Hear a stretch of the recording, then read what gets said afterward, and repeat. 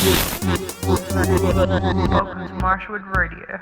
Alright, now the mayor's asked me to remind everyone that the curfew is no joke and is there for a reason. Please no one leave your homes between 9 PM and 5 AM. And to remind us why, here's Ted Whaley with the MSOS Storytime. Welcome. My name is Theodore Whaley, president of the Marshwood Springs Oddities Society. I've teamed up with our local station, Fides TV, to bring you the weird and wonderful stories from all across our town.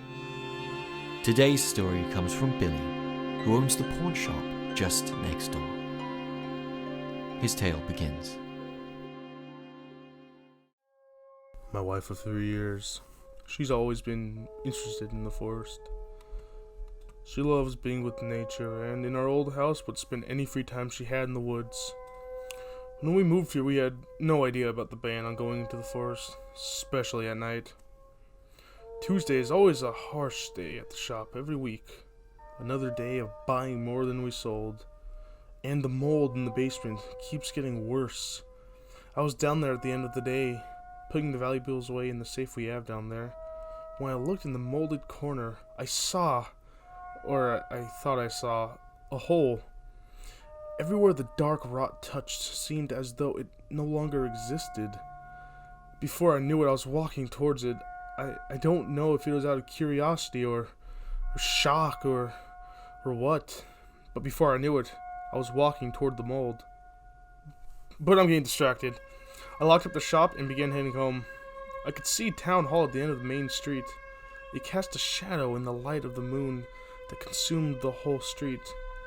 The town's so small, I never bothered taking my car out before. I haven't used my car in months. I got home and I started to look for Sarah, and I couldn't find her anywhere. I started getting a little worried, as she usually gets home hours before me. In the kitchen, there was a note on the floor. It looked like she tried to put it on the table, but in her haste would have just dropped it. It was a full A4 piece of paper, and it just read, "It's right there. It's right there, and there's nothing stopping me."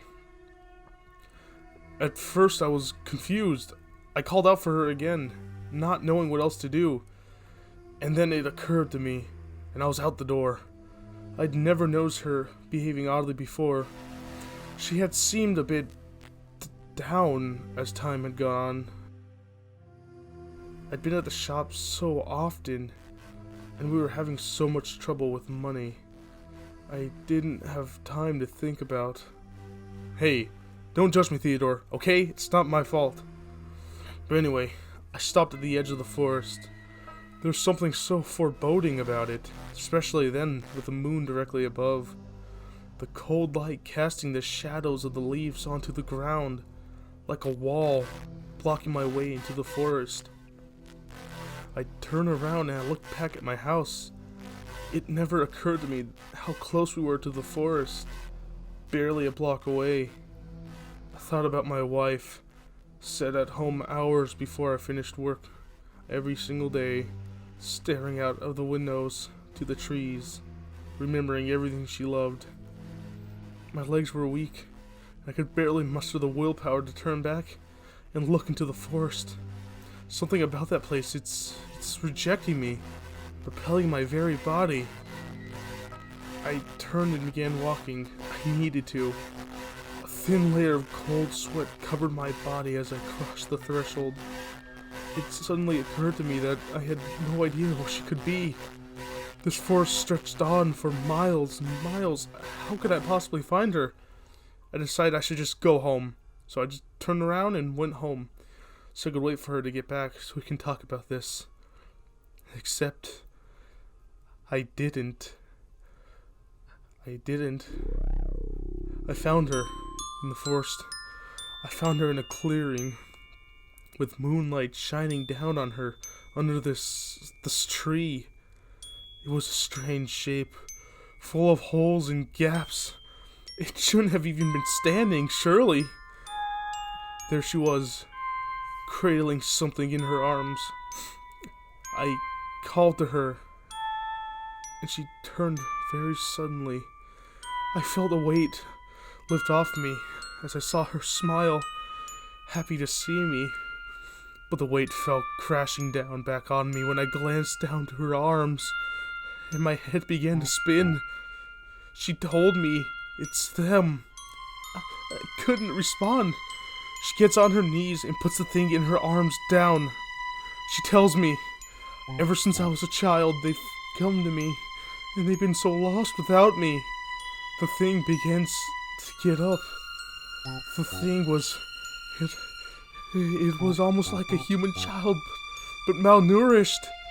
The body and the limbs were so skinny and weak. I was surprised it could even hold itself up. Its head was huge, even for how thin the body was. It had no hair. And the eyes, Theodore, they were huge. They were huge but human, shaking like it was afraid. The bottom half of its face was thin and, oh God, its mouth, it didn't have a mouth. It had a short beak like a bird, and the skin around it was pinched and wrinkled as though it wasn't meant to be there. I looked up at my wife in horror. She tells me, "I'm so happy that I can share this with you." And she gets up, turning to touch the mangled tree. As soon as she does, they start emerging from the tree. There must have been more than a dozen of these creatures crawling along the branches of the tree. Sarah turns back to look at me, the light of the moon being obscured from her face as the bird children filled the space between the leaves, but not before I saw the moonlight reflect tears running down her face. The last time she cried like this was on her wedding day. She reaches out toward me. I don't think my head was spinning at this point, but I'm so far detached, I wouldn't even know if I was. I feel their huge eyes, every single one of their huge eyes, shaking, looking at me, looking down at me, and I can see my wife asking me to join her in the shadow of the mangled tree.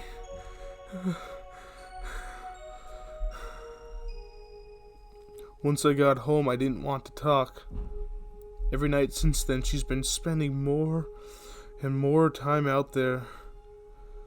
I can't sleep anymore. Thanks, Theodore.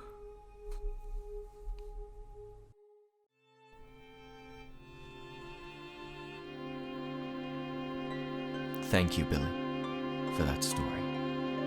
The forest can be a very beautiful place, but nature can be just as scary as it is beautiful. So let's make sure to stick to curfew then, especially when it comes to the forest. Join me next time for another story from town members just like yourself. Thanks, Theodore. That was a Marshwood Springs Oddities Society storytime, and this is Gemini Truman for Fides TV. And here's the latest song from local band Marshwood Sings, Rock Bottom and Bottoming Out.